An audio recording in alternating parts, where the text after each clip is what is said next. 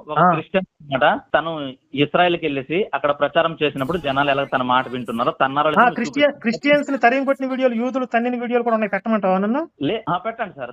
అవి కూడా పెడతాను. ఇప్పుడు యూదులు ఇస్కాన్ భక్తులుగా మారి కృష్ణ భజనలు చేసే వీడియోలు కోకొల్లలు ఉన్నాయి, హిందుత్వాన్ని ఆచరిస్తున్న యూదుల వీడియోలు ఉన్నాయి, అవి కూడా పెడతాను నీకు. ఓకేనా? నాకు అది కూడా తెలుసు సార్. మరి తెలుసు కదా.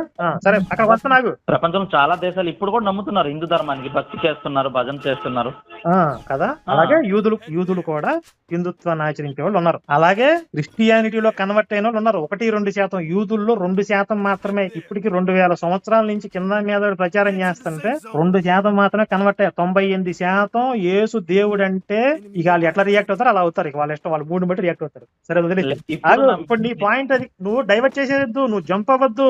మీది అవ్వలేదు సార్. ఇంకా నన్ను ఎక్కడ చెప్పనిస్తావు నువ్వు అసలు? నేను ఇప్పుడు మ్యాటర్ చెప్తున్నాను, ఇది కాదు కదా అది అంటావేంటి చెప్పేది.